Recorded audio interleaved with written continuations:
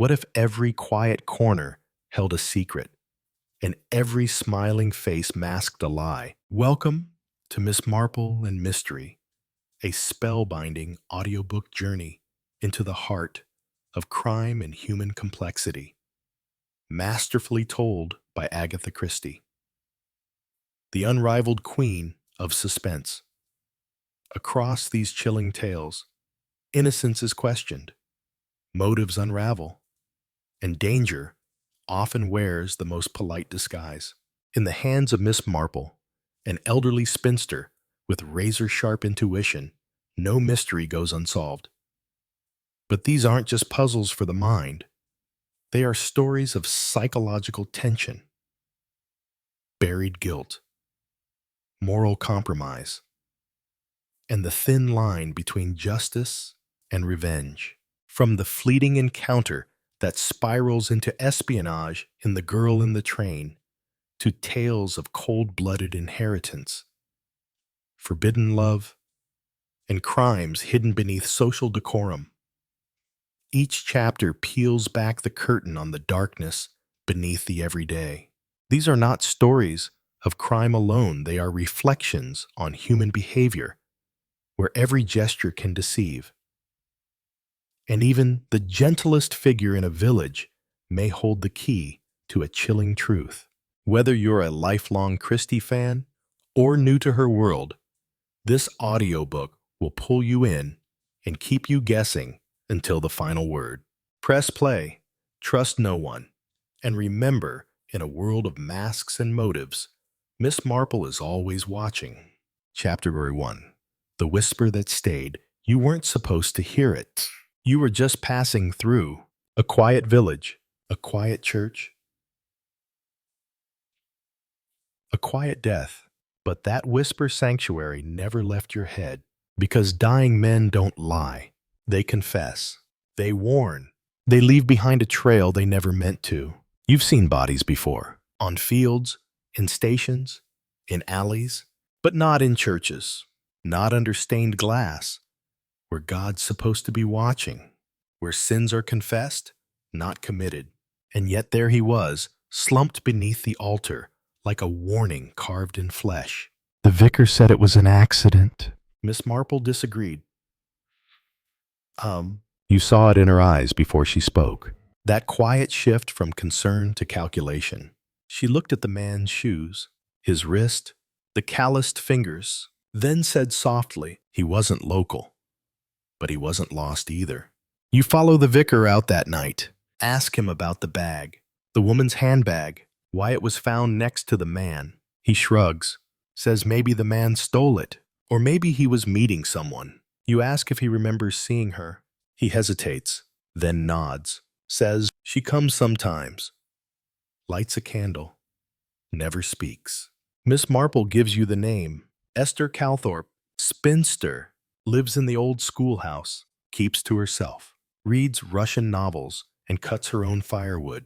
You visit her the next day. She's calm, too calm. You ask if she's ever been to the church. She says yes. You ask if she knew the man. She says no, but something flickers behind her eyes. Not fear, not grief, memory. She closes the door politely, locks it softly. You hear the bolt slide like punctuation, like a final word. But the story's not over. Not yet.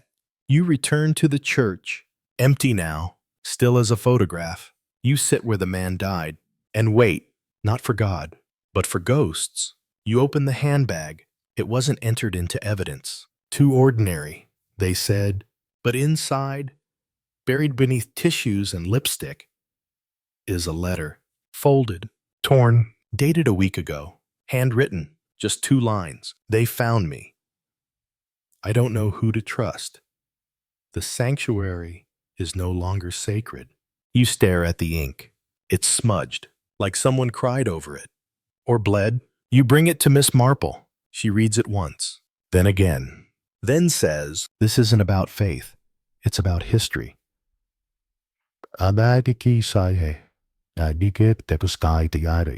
You ask what she means. She doesn't answer. She walks to the bookshelf, pulls down a copy of A History of the Parish, 1881, opens it to a marked page. You read the passage. In times of war, this chapel became a place of refuge, a neutral ground, a code word among the local resistance. If one reached sanctuary, they could not be touched. You realize what the man meant, not God's sanctuary. The networks. Someone broke the old rule. Someone touched him after he reached the line, and someone wanted to make sure his whisper died with him. Miss Marple turns to you, eyes colder now, sharper. We're not just chasing a killer. We're chasing a betrayal that began decades ago. You nod. The war may be over, but the ghosts haven't surrendered. Chapter 22. The Woman Who Lit No Candles. You stake out the old schoolhouse from across the lane. Fog rolls in early, thick enough to chew. Esther Calthorpe doesn't light her fire that night. The eyed Gesingsleit doesn't draw her curtains. Doesn't pretend she isn't being watched. She knows. She's known since the moment you knocked. She moves like someone trained to avoid routine. Lights one room, then another. Never stays long. You wonder what she's waiting for. Or who. Midnight comes. Then footsteps. A man, tall, heavy coat, limp. He doesn't knock. He walks straight in. Door opens, closes, locks. No hesitation. You take the back way, through the hedgerow. No light inside, only shadow. And two silhouettes moving like a code you were never taught to read. You hear muffled voices. Then silence, then a thud. You move closer, too close. A floorboard creaks under your foot, just enough. The back door swings open. She's there, holding a poker, but she doesn't swing. She stares. You shouldn't be here, she says. You answer. Neither should he. She steps aside. The man is gone. No trace, like a ghost that knew its time was up. She says nothing else, but doesn't stop you from walking through the kitchen. You spot a photograph on the table, old, folded at the corners. A group of men in uniform, one face scratched out. Not with hate, with purpose. You ask her who he was. She says, someone who forgot the rule. Someone who thought sanctuary still meant something. You ask why she kept his picture. She says, because I owed him. And because I forgave him before they did. You press her. Ask what the man in the church did. She looks at you, softly. He lived. You leave her house just before dawn. Miss Marple is already waiting at the edge of the path. She always knows when a chapter ends. You hand her the photo. She studies it, frowns, then breathes one word, Wycherley. You ask who? She says, Colonel James Wycherley. A name that never appears in any official records. But the resistance knew him, trusted him.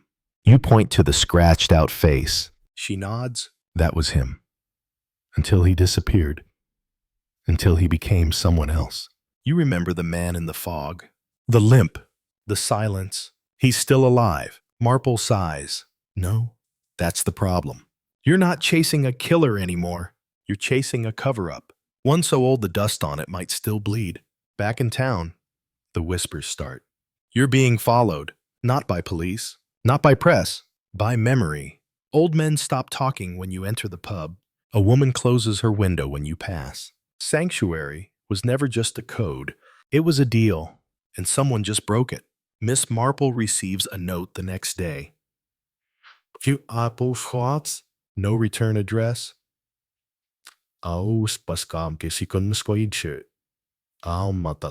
Inside a torn page from a war journal, it reads, should the old network ever rise again?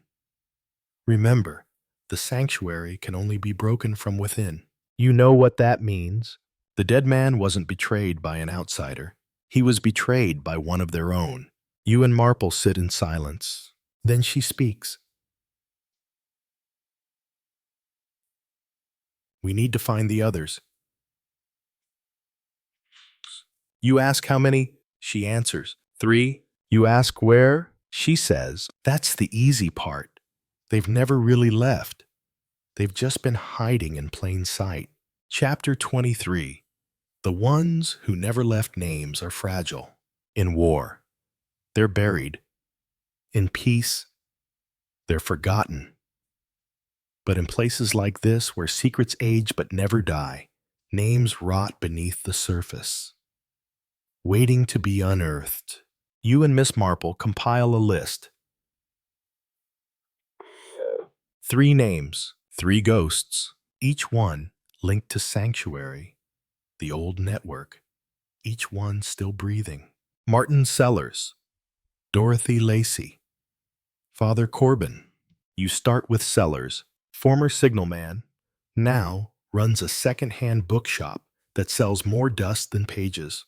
You find him reshelving copies of Churchill memoirs like they're contraband.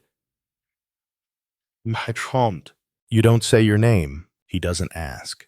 Just nods and says, I figured you'd come. Thought it'd be sooner. You ask if he knew the dead man. He closes a book. Hard. Knew we bled together. You press him. Ask about betrayal. He flinches. If you're looking for the Judas, try the altar. You leave without another word. Miss Marple says he wasn't lying, but he wasn't clean either. Next is Dorothy Lacey. Emsties was a cipher clerk, now tends roses in the village greenhouse. She wears gloves, not for the thorns for what they once held. She eyes you through steam and soil. I told him not to come back. You ask who. She doesn't reply. You show her the photo with Wycherley. She wipes her hands. That man saved lives and spent the rest of his trying to forget it. Then adds, he knew he wouldn't get Sanctuary. He just hoped to be forgiven. You ask if she forgave him.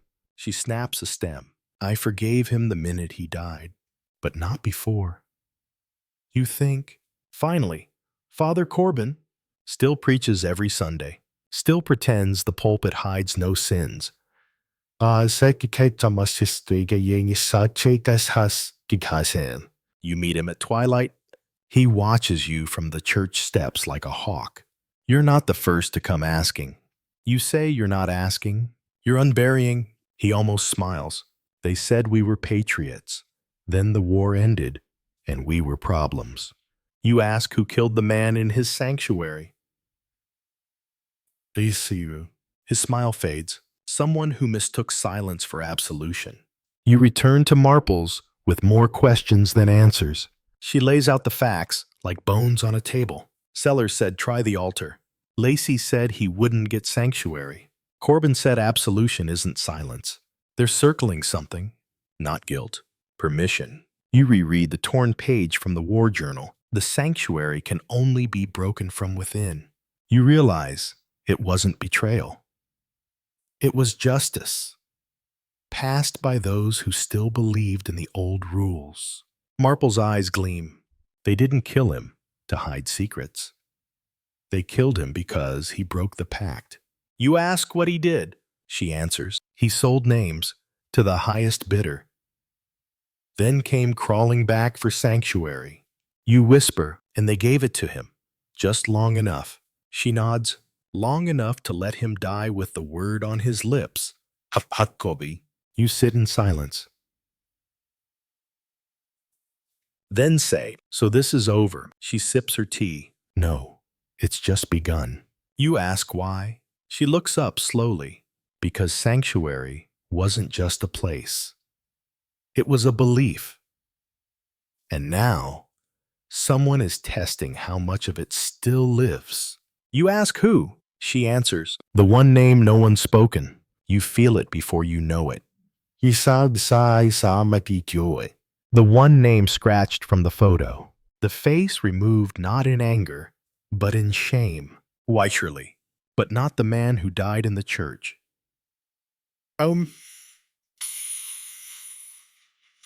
The one who sent him. Chapter 24. The General Without a War. You're not chasing shadows anymore. Now, you're chasing a name. Wycherly, but not the man who bled out on the altar. The other one. The one who stayed in the dark, pulling strings while others burned. The original Wycherly, the General Without a War. The man the network feared more than the enemy. You trace him through old records. He vanished after 46, presumed dead, buried in paperwork and medals. No obituary, no ceremony, just silence. But silence, you've learned, is a language too, and you're fluent now. Miss Marple finds it first. A news clipping, a photo. Lieutenant Cole John Wycherly attends Veterans Garden fundraiser, 1951. He's older, thinner, but the eyes haven't changed. Neither has the cane, the same one the man at Esther's cottage used. You whisper, so the man who died wasn't Wycherly at all. Mate Sadiki. Emal Somisa. Marple nods. Only the name he borrowed. You ask who the dead man was. She says, a ghost. A decoy. Someone sent to test the system. You ask why. She turns to the window. Because the real Wycherly wanted to know. If Sanctuary was still standing, you visit the photo's origin, a veterans hospital in Suffolk. They don't talk much. They've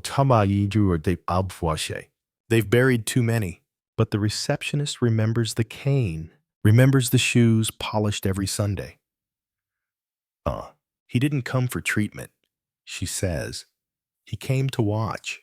Watch who? She shrugs. Everyone. You follow the trail to an estate on the edge of nowhere, a house with locked gates and no mailbox.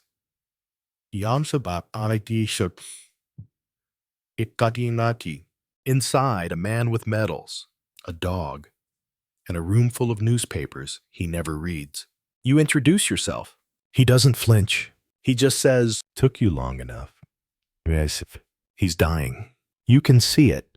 Cancer, liver, maybe, or guilt. He pours 2 drinks. Only drinks 1. Tell Marple I'm not sorry. You ask why he sent the decoy. He smiles. Because trust is a dying art. And I needed to see if the network still had teeth. You tell him they do. He laughs, then coughs. Hard. Good. I built it with wolves, not priests. You ask if he regrets anything. He pours another drink. I regret mercy. It always outlives its usefulness. You stand. He doesn't stop you. Just says, the game isn't over. It's just got fewer players. As you leave, he calls out, Edward. You freeze. He's never heard your name, but he knows.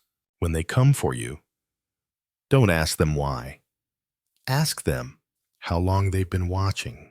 You return to Marple. She listens, sips her tea, then says, he's right. But he's wrong, too. You ask how. She folds her hands. Mercy doesn't die. It just hides, like we do. That night, you burn the photo, not to erase it, to end it, but you keep the cane, because symbols, like stories, are too stubborn to vanish. Chapter 5. The Price of Silence. The envelope arrives at midnight. No stamp, no seal, just your name, typed in old ribbon ink. Inside, a one-way ticket to Halberd Station, a place that hasn't appeared on train timetables in 2 decades. Taped to the back one word, redemption. You bring it to Miss Marple. She doesn't look surprised, only says, some debts aren't paid in pounds. You ask what she means. She answers, you'll know when you hear the whistle. Halberd Station is a ruin. Vines crawl up brick. The clock has stopped at 3:18. You wait. You don't know for what, until a train pulls in, old, steam-powered, unmarked. You board, no conductor, only 2 passengers. Sellers, and Dorothy Lacey. They don't greet you, they nod. Like it was always going to be the three of you. The train moves. It was. But time doesn't. Inside, it's silent. No clatter, no rhythm, just the breath between confessions. Sellers speaks first. He made us choose. You ask who. He doesn't answer. Lacey does.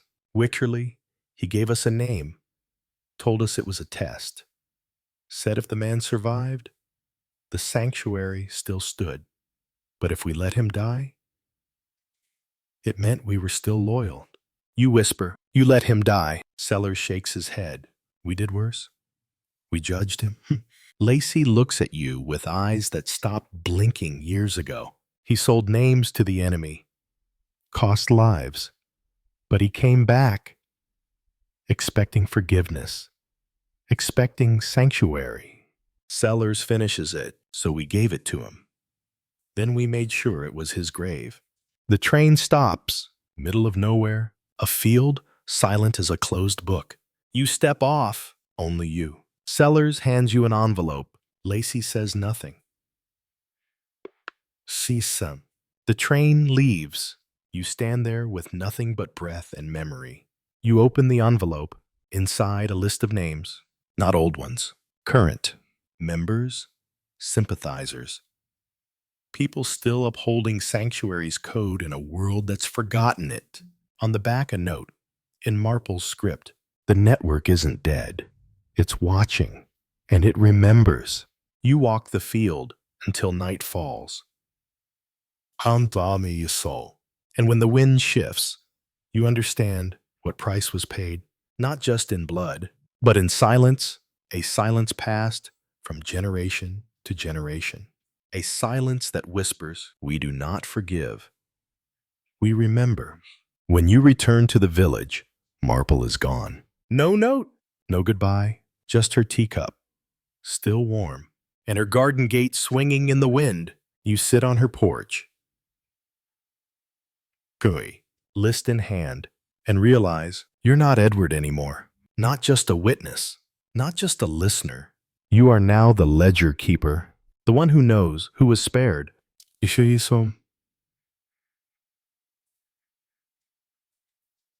And who will never be. And in the still of the evening, you finally hear it. The whistle. Faint. Final. Calling someone else. But not you. Not yet. Chapter 26. Ashes and signatures. The list is burned into your memory. Names, dates, locations. You didn't ask for it. You didn't agree to it, but you're holding it now, like a judge holds a gavel or a bullet before the shot. You try not to read the first name, but it reads itself. Essa Riggett, Little Drayton, Butcher's Cellar. Not a code, a directive. Sanctuary never believed in euphemism, only action. You travel to Little Drayton by bus. No one recognizes you. That's the point. But someone watches you get off. A child, or a spy, or both. In this world, innocence is just camouflage. The butcher shop smells of iron and secrets. The man behind the counter wears an apron soaked in red. You order lamb. He weighs it carefully, then asks, "You're not local?" You reply, "Neither are the sins I carry." He stops, hands you the meat, tucks a note underneath. Come after dusk. Through the side door, you wait in the alley. Darkness folds around you like a memory. When the door creaks open, you step inside. No meat, no blood, just stone stairs leading down. And at the bottom, a room with no windows, only candles and silence.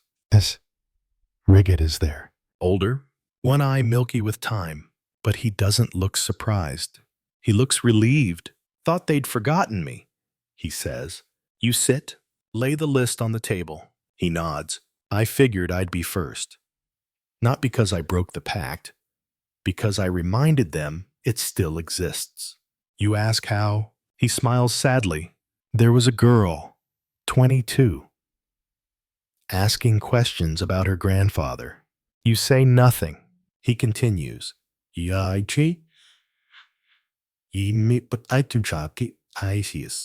was part of it. Sanctuary. But he defected, sold the layout of safe houses, got 3 of us killed. You ask what happened to her. Riggett's voice tightens.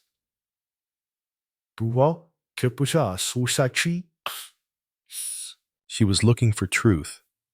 I gave her names. Now she's missing. You mark it down. Not a betrayal, a consequence, and maybe a new fracture in the code. Riggett leans in. You think you're just collecting signatures, but the ledger doesn't balance itself. You ask if he's afraid. He laughs once. Of judgment, no. Of being forgotten always.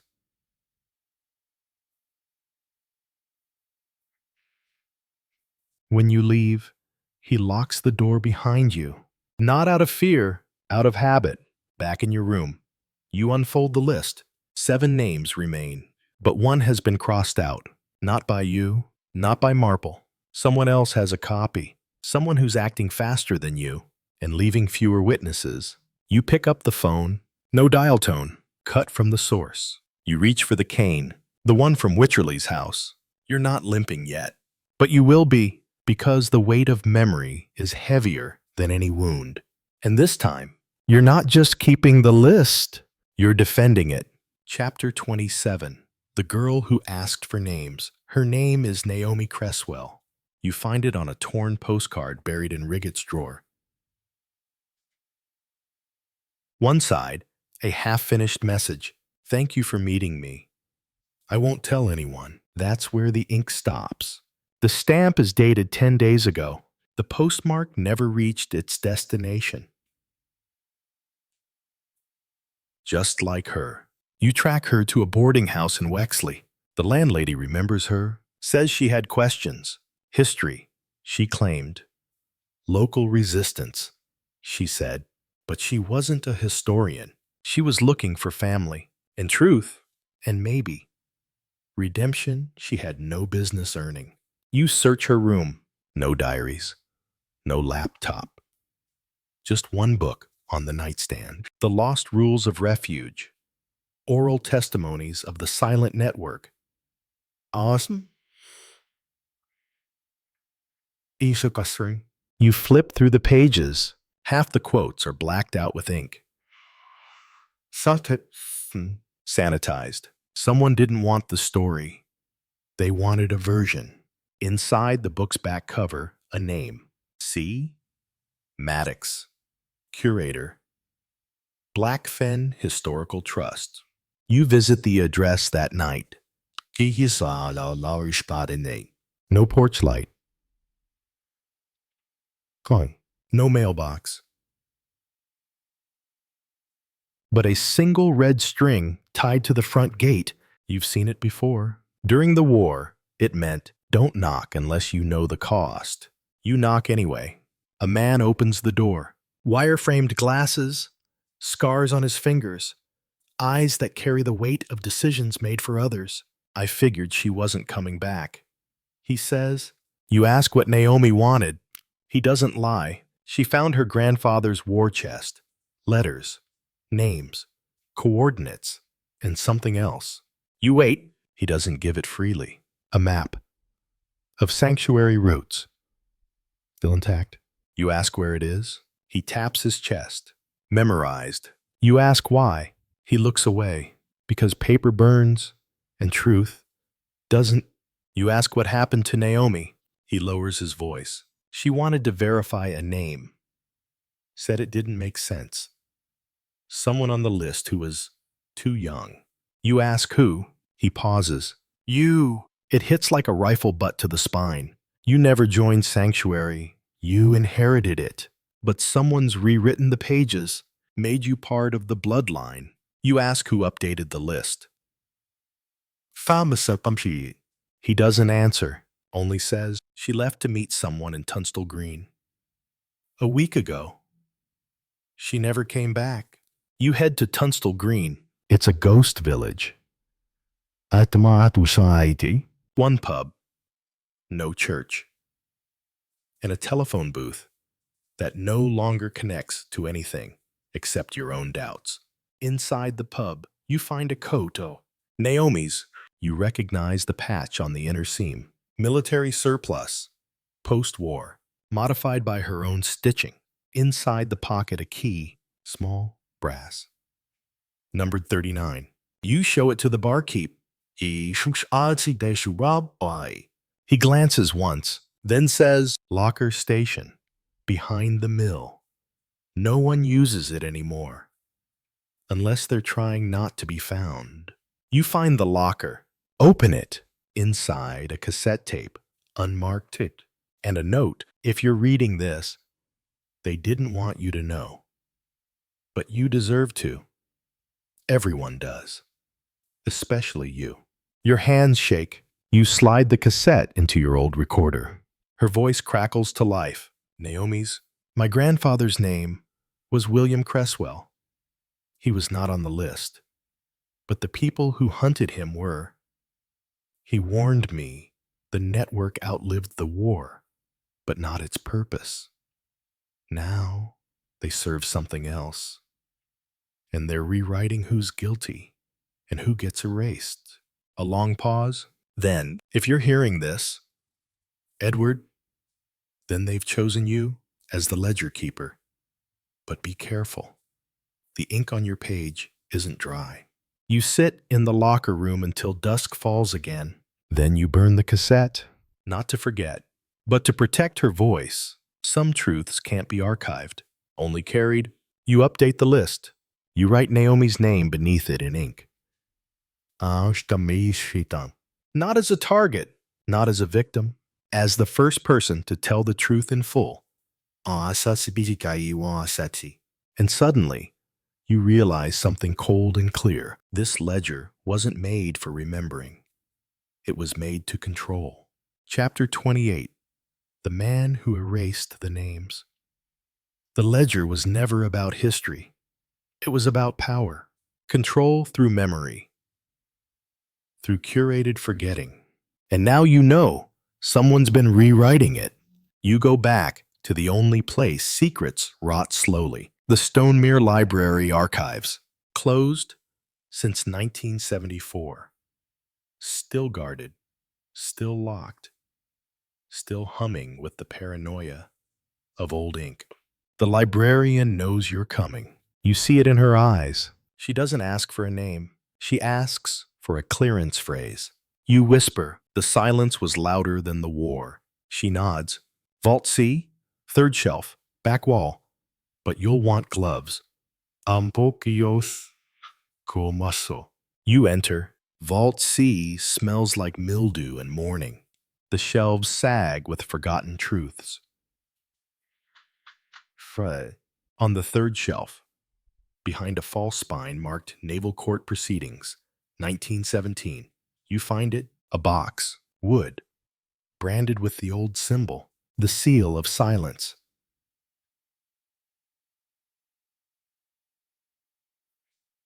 Inside, a duplicate of the ledger, but the names, they're different.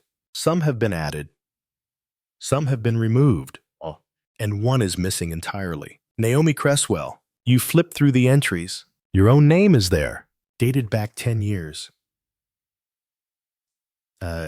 Signed in red ink by, you freeze. The signature is smudged. But you recognize the style, Marple's hand, or someone imitating it perfectly. You leave the vault with the box under your coat. Back in your rented flat, you compare the ledgers, side by side, 2 histories, 1 truth, 1 lie. But which is which? That night, the door handle clicks, not loudly, but enough. You draw the revolver you swore never to use. The figure who enters doesn't flinch.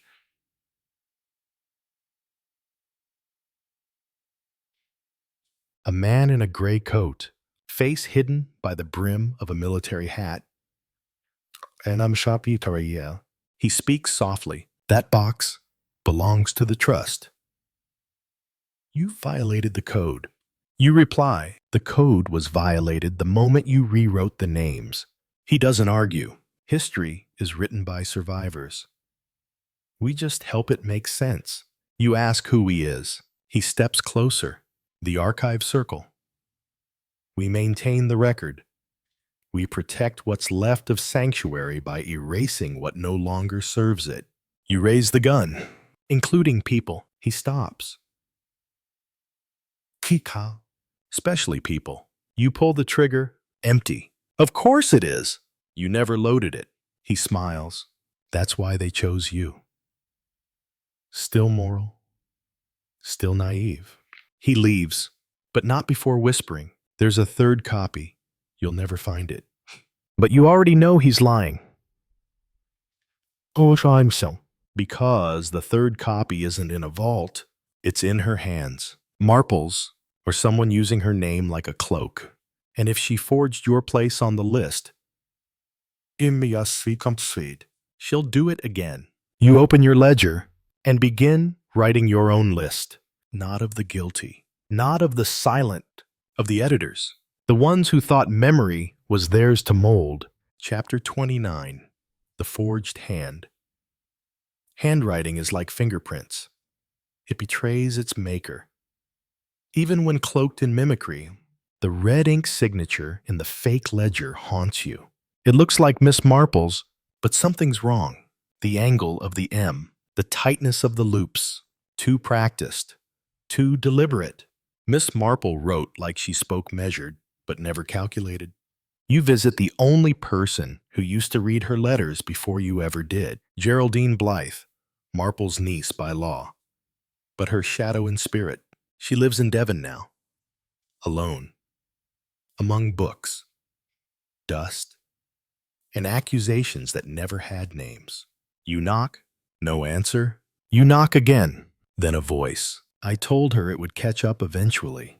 She lets you in, no smile, just a stare that knows you're already too deep. You show her the ledger. She reads it like a map of buried bones. Her hand shakes at the red ink. That's not hers. You ask how she's sure. Because the day Aunt Jane stopped writing, she stopped trusting anyone who used that shade. You ask what happened. She sighs. There was a man. Used to visit her on Thursdays. Said he was from the trust. Asked too many questions about the war. You ask his name. She whispers, Linton Harrow. You recognize it. Fanky Shalden, one of the editors.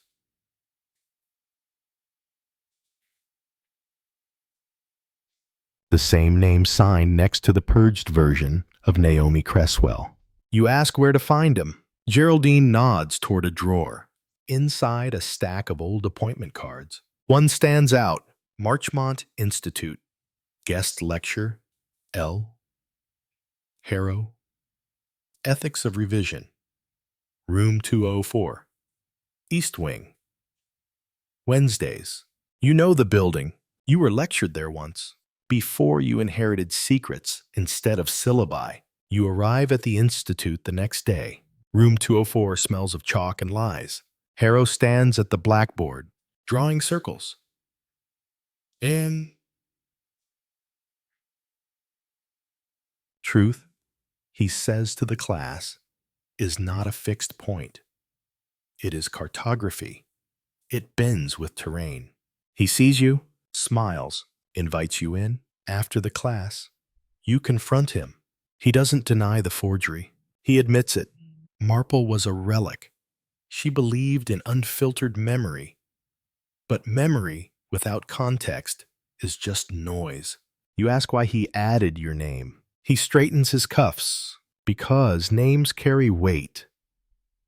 And weight creates momentum. You were the perfect symbol. Quiet, honest, touched by the old, but uncorrupted. You ask, was it all theater? He looks you in the eye. No, it was architecture. We're not burying the past. We're shaping how it's remembered. You walk out without a word, but his voice follows you down the corridor. The real ledger isn't paper, it's people. And people forget faster when the story feels cleaner. Back at your room,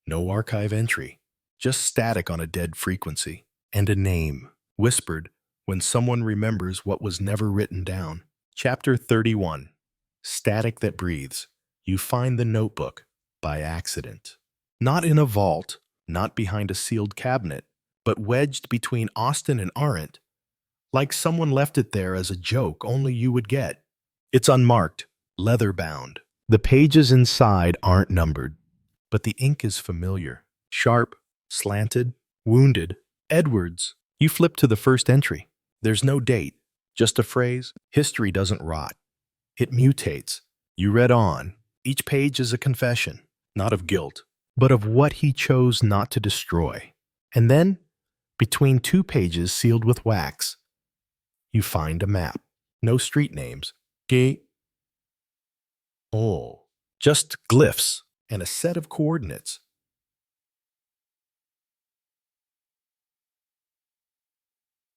On the back, a phrase written in Naomi's own hand, for when they come looking for the archivist, but find only the witness. You close the book. Outside, the sky bleeds twilight. The silence hums louder than ever. You whisper, as if to him, "We're not done, are we?" And the static on the old radio replies, "No." Chapter 32. The coordinates were a lie. The map leads you to Glen Hollow, a place that doesn't appear on any current charts. Just whispers. Locals say the land is cursed. They're half right. It's not cursed. It's buried. You follow the glyphs. They lead away from the coordinates. A test. You pass it without knowing. Because Edward didn't trust maps. He trusted patterns. And the real trail isn't in ink. It's in the way the trees lean. In the sound of silence, changing pitch. You reach a cabin, rotten porch.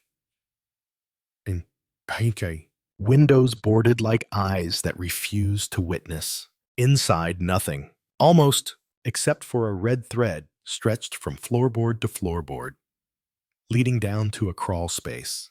You follow it. You always do. Beneath the floor, a box, identical to the ledger boxes. But this one is unsealed. Inside, a film reel, a thumb drive, a postcard that simply says, "If you're here," they've already rewritten it again. You take the items, your breath fogs, not from cold, but from something heavier. You return to your room in Marchmont. Karis is there, waiting, holding a book she shouldn't have found. Naomi's. I saw my name in this, so. You freeze. It's the Ledger of Errors, an apocryphal text. One of the rogue ledgers that Edward said should have never survived the war. You ask, what page? She opens to it. Your name is circled in red. Below it, a line. The witness becomes the archivist when the last archivist forgets who he was. You feel sick because you remember what Edward said in one of his burned letters. I don't trust institutions. I only trust people who know they're temporary. But this ledger suggests something worse. You're not temporary. You're the next mechanism. You insert the thumb drive inside a single audio file. You play it. Edward's voice, but older, tired, still sharp. Naomi, if you're hearing this, I'm probably ash, or worse ink. They'll come for you through people you trust, not with bullets, with narratives. Burn the ledger if you must, but remember this. The one person you can't let write your story is the one who says they're doing it for your safety. The file ends. Karis stares at you. She says, Naomi, I think they're rewriting me. You ask what she means. She shows you an old ID badge, not hers, but her grandmother's. It says, Marple Institute, Vault Custodian, C. Vale. You whisper, Karis Vale. She nods, tears forming. Strumming. They're trying to finish the ledger through me, aren't they? You reply, not if we finish it first. Chapter 33. Erase me gently. You arrive at the Marple Institute just before midnight. Not the grand museum it once was. Now it's a husk. Security lights flicker. Cameras blink, but don't record. The building watches, but doesn't see. Exactly how they like it. Karis moves quietly beside you. She's nervous not from fear, from recognition. She's been here before, in dreams. She says, except now, I remember the floor plan. You stop? That wasn't a metaphor. They've tampered with her mind. You enter through the east wing. Shastishan, past the archival ruins, through broken exhibit halls. What used to be the Hall of Memory now houses silence like it's sacred. Karis finds the door. It was here. The room that shouldn't exist. You look, there's nothing, just a wall. But something feels thin. You press your palm against it. Warm, alive. You whisper the phrase Edward used in the bunker. Before the fire, there is always one witness.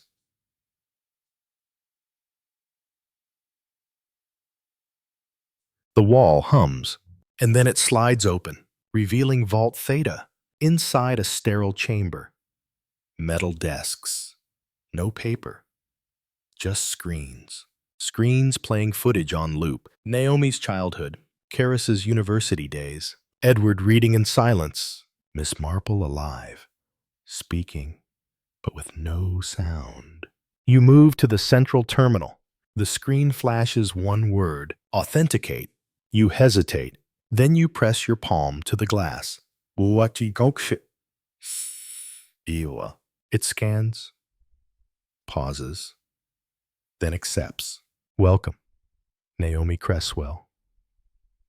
Archive final draft in progress. The screen floods with data, dozens of identities, thousands of entries, dates backdated, quotes modified. Karis gasps. Yeah, ye see us. They rewrote my grandmother. She wasn't a vault custodian. She was a whistleblower. And you find yourself listed in 3 versions: journalist, historian, threat. Only the last one is marked active. Then you see it, draft in progress, Marple protocol, a new narrative. Not history, not memoir, a script starring Marple, Karis, you, written as if you were all characters. Controlled, curated, killed when necessary to fit the version that survives. You open the file. There's a line under your name. Naomi Cresswell refuses protocol reset. Recommend cognitive erasure. Priority moderate. Method, emotional disintegration via survivor's guilt. Karis trembles. They're not erasing facts. They're erasing personhood. You reply, and calling it preservation. Machine. You scroll deeper. The final page reveals the author's ID. You expect Harrow or someone new, but it's worse. Editor E. Denham. Edward, but this version of him never disappeared. Never burned the ledger. Never warned you. This version finished the rewrite. You slam your fist against the screen. That's not him. And somewhere deep in the system, something reacts. A file unfolds, labeled Edward True Instance. Suppressed. You click it. The screen shivers. Audio begins. If you're seeing this, they've rewritten me. The version you saw. It's not me. It's what they needed me to become an ending.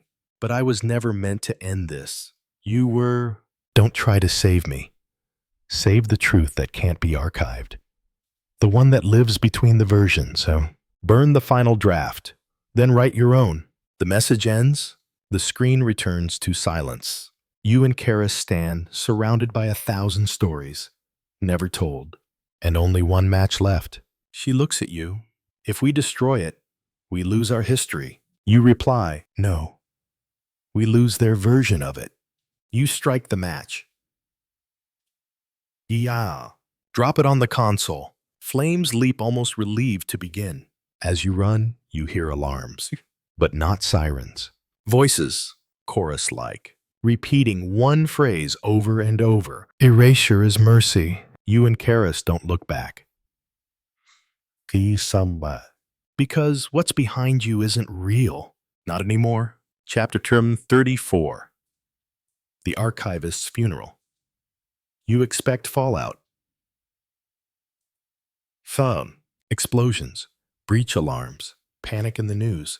But there's nothing. Not a headline. Not a whisper. As if Vault Theta never existed. As if the past willingly erased itself. But that's the trick, isn't it? They never mourn what they never admit. You and Karis go underground, literally hiding in the ghost tunnels beneath Briarhook Station, where old trains sleep like memories sedated. No signal, no searchlights, just damp air and borrowed time. Karis stares into nothing, then whispers, if they erased him, do we even remember the real Edward? You nod slowly, but something inside you hesitates, because the voice you heard, the file that warned you, it sounded like him.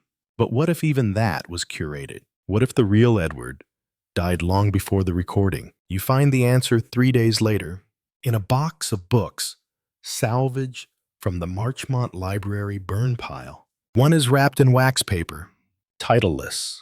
You peel it back. Inside, a series of letters, handwritten, all signed E.D., all addressed to someone with no name. Each letter is a confession of what he didn't tell you, of what he couldn't risk you knowing. If all now seen. One line stands out. They assigned me a successor. I refused. So they created one, without telling her. You drop the letter. Karis picks it up, reads it, freezes. Me, you don't answer, because you don't need to. She was never random. She was installed, prepared without knowing. Trained through curated trauma. You say they needed someone who wouldn't question authority. Until it was already too late. She looks at you, eyes shining with something between rage and relief. So, what now?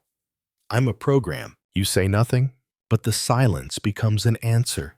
You both burn the letters, not out of fear, out of defiance, because memory should not be inherited. It should be chosen. The next day, you receive a message.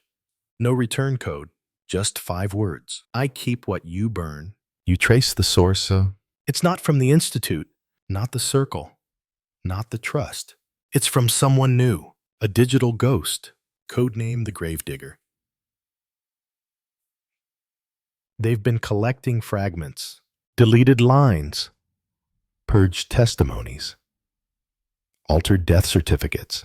Their goal, to create a version of the archive that includes every erased truth, even contradictory ones. The absolute ledger, not clean, not cohesive, but real. You arrange a meeting. Location Winter's Grave Cemetery, Sector 9. Unmarked tomb. 2 a.m. You wait. The gravedigger arrives wearing a mask made of shredded microfilm. Their voice is modulated, synthetic, but tired. You burned Vault Theta. You nod. And yet, here we are.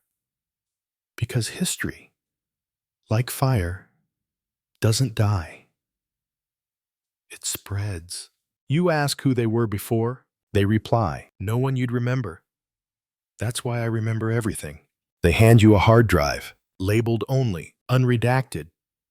V0.0. This is what you left behind. What he left behind. What they tried to perfect. You ask, what do you want in return? Their answer, testify, speak what cannot be documented. Not into a recorder, into someone else. They nod at Karis, the last successor. The unfinished ledger. You look at her, you see the weight, the tremble, the quiet defiance forming behind tired eyes. She's not a ledger. You say she's a person, The gravedigger tilts their head. Then let her choose what kind of person she'll become. You take the drive. You don't promise anything. That's the only honesty you can afford now. As the gravedigger walks into shadow, you realize the funeral already happened.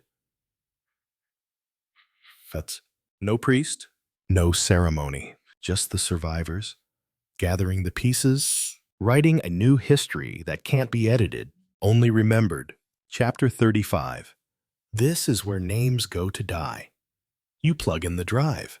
No logo, no startup sound, just a black screen and one blinking word. Remember, the files unfold like pages from a forbidden gospel. Bites.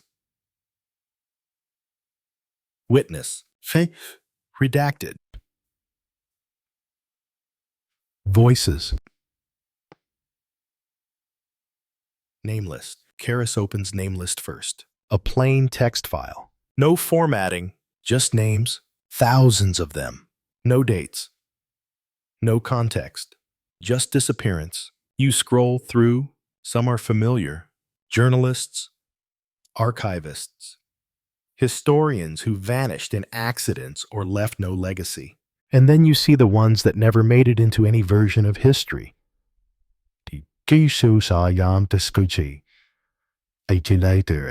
People who asked the wrong question, filed the wrong request, spoke one sentence too far in public. Why are we not allowed to forget? Who decides which version of her death is true? Why does the Ministry of Memory have no public office? These people disappeared, and now they're here. In this list, you search for your own name. It's there. Twice. Once as Cresswell, Naomi Active Observer, and once as Cresswell, Naomi Deceased. Version B. Karis looks at you. You're listed dead in one version. You nod and open the Voices folder. Each file named with a date and 3 words. Before they came, after she spoke. I didn't forget. Memory burns cold. Each one is an audio file. Real people.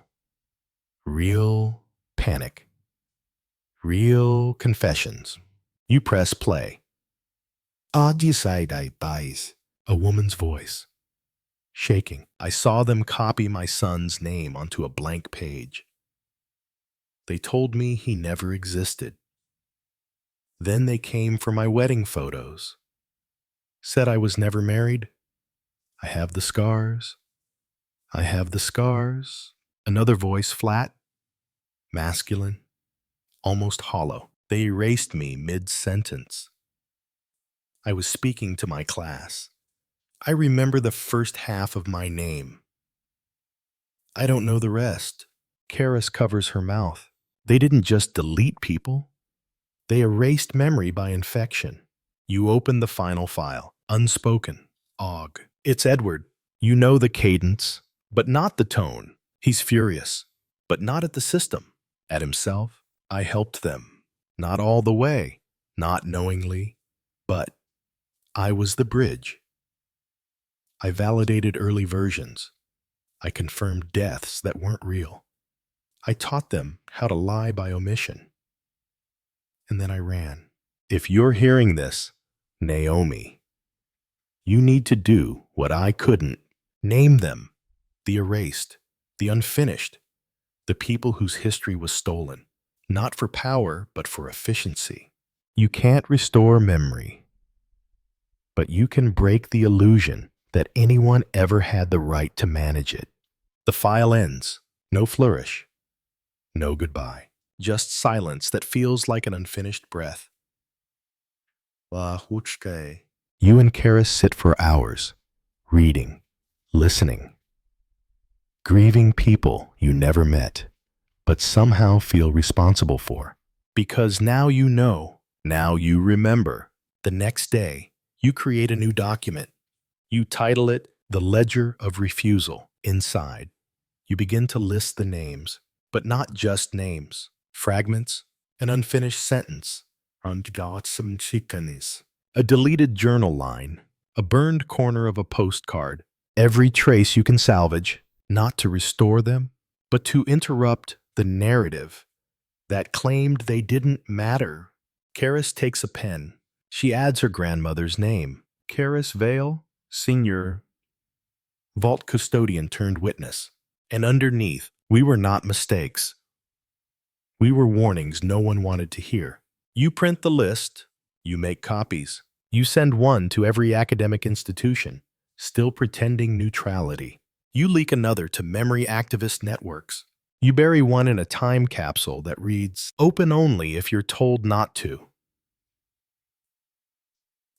And then, you release the last version online.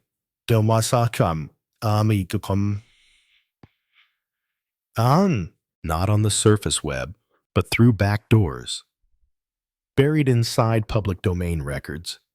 Hidden in the metadata of government PDFs. A virus of truth. Not meant to convert, just meant to linger.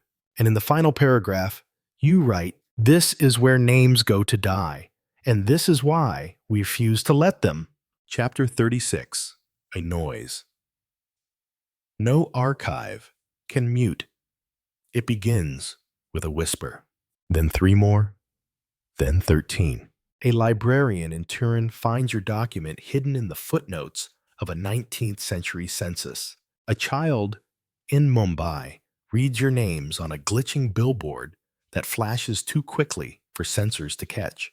A professor in Oslo gets a package with no sender. Inside, a single sentence on burnt paper. I remember the ones they forgot. By the end of the week, your ledger has surfaced in 59 countries. Then it's blocked.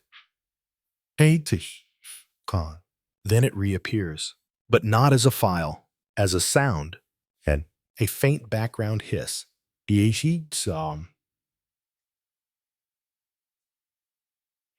A modulation inserted into live streams. Voicemail greetings. Interactive ads. People start asking, is that static? Or a voice? They isolate it, enhance it, and they find not white noise but a pattern. An encoded recitation of names. Yours, Edward's, Karis's, and hundreds more. You didn't do this. Not directly, but someone did. Or something. Because now your ledger isn't just read, it's being sung by machines. Repeated by corrupted AI eyes. Embedded in neural training models. You've infected the archive, and the archive is beginning to notice. Then the invitation comes. No return address. No encryption, just a blank email. Subject speak or be spoken. Attachment, GPS coordinates. A date, a phrase. The writers are recruiting, Karis says. Could be a trap. You reply, so could history. The location, an abandoned broadcast tower in Caligo province, a country that doesn't officially exist anymore. You arrive to find a message carved into the concrete steps. Words rot slower than bodies. Inside lights, people, but no introductions. No names, just roles. The formatter, the eraser, the binder, the ink, the ghost, the interruption. And then one steps forward, a woman in gray, half her face hidden by melted glass. You're Naomi. You're the one who refused to mourn quietly. You nod. Who are you? She smiles. We're the ones who gave up being remembered to help others remember. She pauses. Then, we want you to write the next version. You laugh, then realize they're serious. Write what? Not a ledger. Not a manifesto. A beginning. A truth that can't be summarized. A version of history that's not built to endure, but to interrupt. Karis asks, what's the catch? They all answer at once. If you fail, we erase you. You sit down in front of a console, blank screen, blinking cursor, a single prompt. What truth survives when nothing is archived? You look at your hands. You think of the ledger, the voices, the names, the unfinished, and then you begin. We were not lost. We were misplaced by design. We didn't disappear. We were buried beneath a silence others mistook for peace. We didn't fail to matter. We were told that mattering came with permission. This is not a new beginning. This is what was here before your version began. The binder watches you write. The ink copies the file into strands of code. The ghost uploads it into forgotten caches. The interruption plays it on illegal frequencies. And for the first time in decades, a phrase is broadcast that no system knows how to block. You don't need to remember everything. But you must refuse to forget what they told you never happened to. Chapter 37. The interruption is alive. You first notice it in the metadata, a birth record for a woman who never existed. Guys. A marriage certificate between two names blacklisted from all systems. A newspaper headline from 1972 that somehow quotes a phrase you wrote last week. It's not your doing. And it's not sabotage. It's interruption. Not a role. Not a person. A presence. You ask Karis, how often do systems autocorrect history? She replies, always. That's what version control is for. You ask again, how often do they do it without human approval? She doesn't answer. Then the binder calls you, sends you a clip, security footage, from inside a sealed archive vault. No human present. No interface accessed.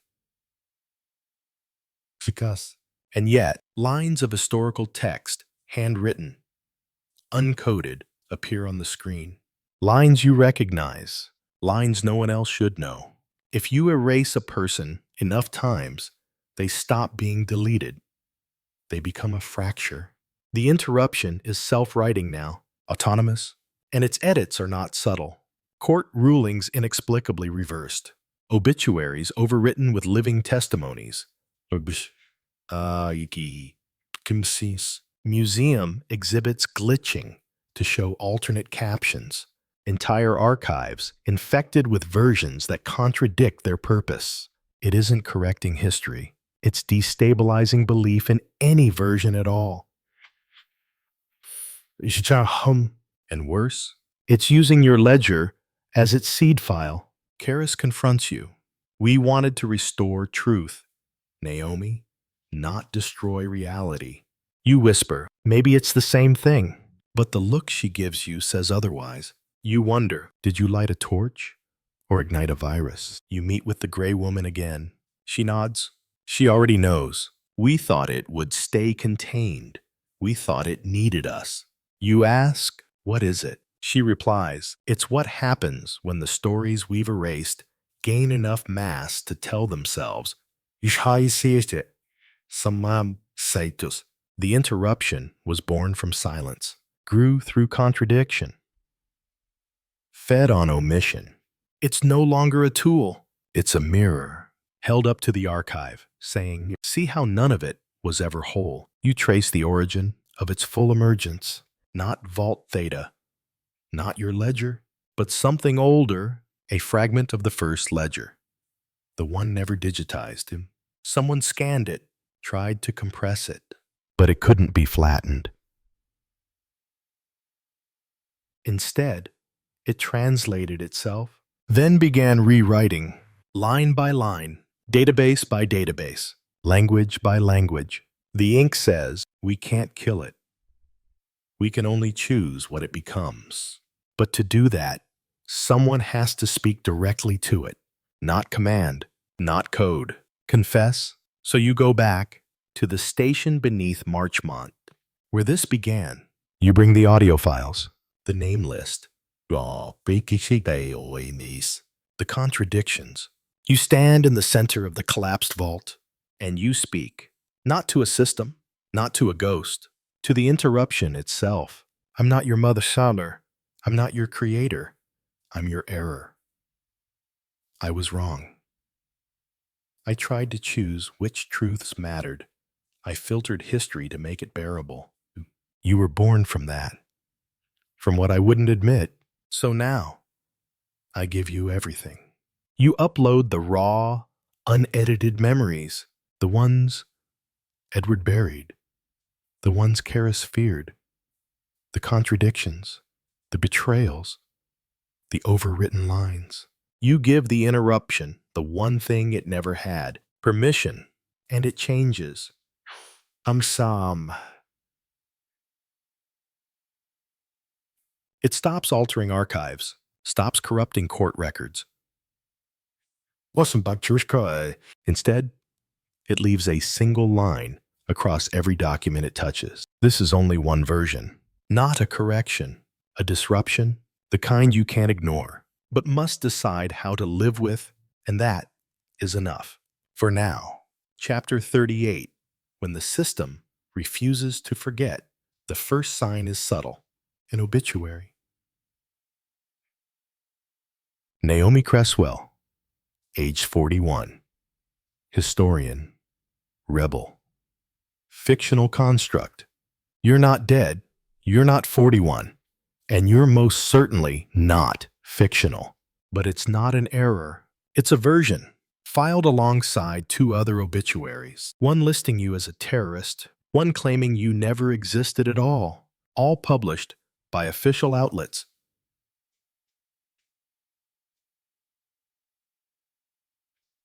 All indexed, cited, echoed by secondary sources.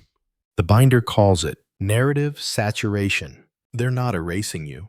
They're flooding you, burying the real in a graveyard of variations. So no one knows which version to believe. Karis shows you a search result. I looked up Edward Denham. There are 15 versions of him now. Some died in the fire. Some became archivists. One became a religious prophet. Two were declared narrative viruses and flagged by national security databases. And one, still alive, still watching. That one version only accessible through encrypted back channels. That one feels right. But who would believe it? The gray woman explains they saw what the interruption did, and they realized the most effective censorship isn't silence, it's volume. Don't delete the truth. Surround it with so many versions that no one dares pick just one. And people fall for it. Conspiracy forums fragment. Truth seekers cannibalize one another. Documentarians spend more time fighting about timelines than recording facts. And the interruption, it watches, it waits. It refuses to clarify because its job is not to choose. Its job is to remind everyone, you have to choose for yourself now. But people don't want that. They want certainty. So the Trust, one of the last official archive councils, offers a compromise. A system called Truth Frame, an AI curation model. Its promise, we index every version, but we tell you which one to believe. It doesn't censor, it ranks, and the public welcomes it. Because confusion is more terrifying than control, Karis watches the rollout with horror. They've turned truth into a subscription. You respond. Worse, they've made it customizable. You and the ink break into a government propaganda lab near Falkmere. You find the source of Truth Frame's ranking logic. It's not algorithmic purity. It's emotional compliance. The version of history that makes people feel safest gets ranked the highest. So stories of courage get top billing. Stories of betrayal, of complicity, of systems built on silencing others, buried in footnotes. You leak this information, but it gets tagged unverified by Truth Frame, and the leak itself is recontextualized. Some say Naomi Cresswell is trying to destabilize collective memory for her own gain. Others claim she never existed outside of a failed narrative experiment.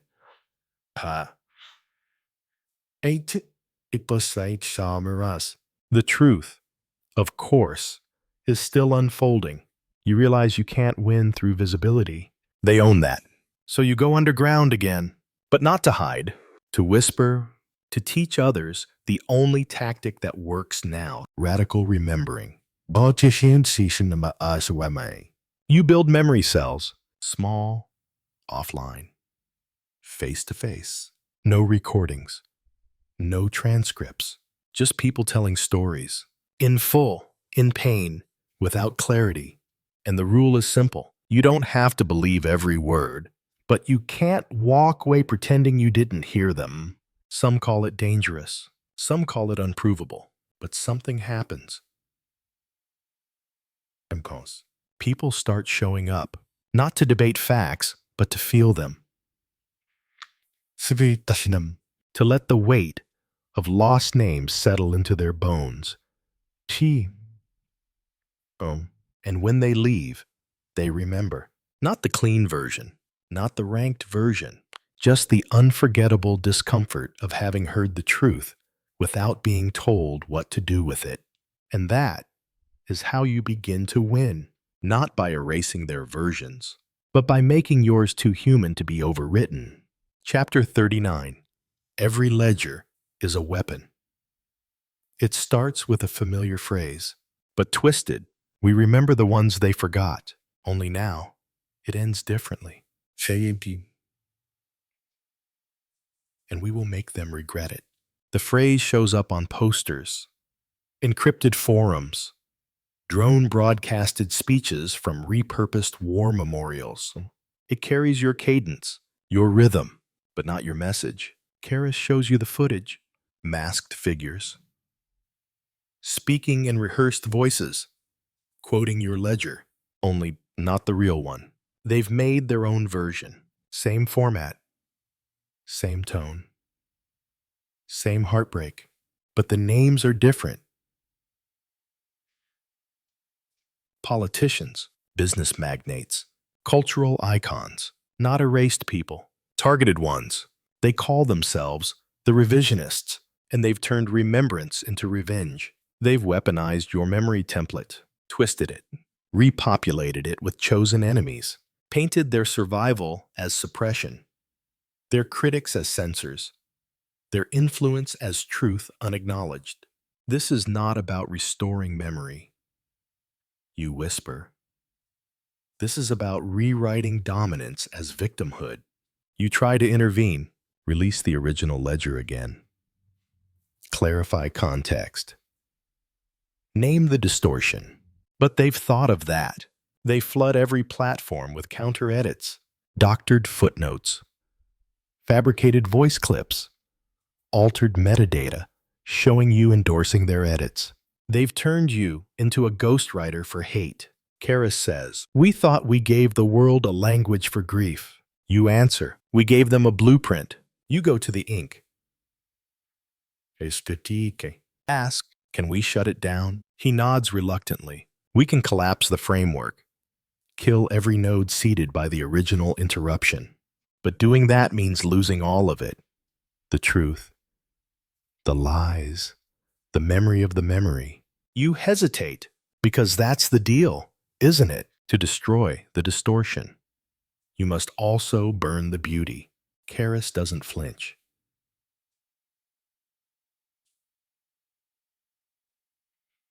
Then we do it. Better to lose a mirror than let it blind people. You initiate Protocol SILT, a cascading data degradation, seated at the source vault theta's last pulse. Every ledger, every reflection, every voice file seeded through interruption. It begins to collapse, softly, elegantly, untraceable to the untrained eye, like time unremembering itself. In 2 weeks, the revisionist files begin to fragment. Quotes fail to load. Audio clips stutter mid-sentence. Their crowds thin because their anger was never based on belief, just on the illusion of consensus. You sit alone in the ruins of the Marchmont vault. You open your final file, one you never shared, one you wrote the day Edward died. You titled it, "What I Chose Not to Remember." Inside, just 3 lines. I knew it could be abused. I knew grief is viral. I just hoped pain would breed empathy, not fire. Karis finds you there, hands you a book, a real one, paper, spine. No auto updates. She says, "It's time to write something that doesn't adapt." You ask, "What if it becomes obsolete?" She smiles. "Then at least it stayed true." So you begin again. No interruption, No autocorrection. No metadata. Just memory and ink. This time, for keeps. Chapter 40. The archive ends here. You finish the final page at dawn. Your hand aches. Ink bleeds into the fibers. No crawl plowsy. No backup. No cloud. Just a book. One copy, one version. Its title, Repsol. An unarchived testament. Beneath it, a handwritten line. This is not a record. This is a reckoning. You don't sign it. You don't add a date. You don't number the pages, because this was never meant to be cited. It was meant to exist. Karis watches you close the cover. Where will you put it? You answer without hesitation. Where no one can approve it. Where no one can erase it.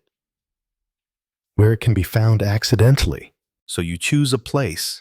A library so old its catalog still lives on index cards. Where the climate control is broken. Where the interns forget to log every new donation. A place called the Unindexed Annex, beneath the ash foundation of what used to be the Public Library of New Aberration. You walk in through the back, past forgotten film reels and microfiche, and you slip it between two misfiled volumes, Industrial Sewage Systems of the 23rd Century, a beginner's guide to silk mapping in non-existent countries. No one will notice until someone needs to. You don't leave a note. You don't look back. But as you step into the gray light of morning, you know the truth now exists without your permission. Years will pass. Languages will change.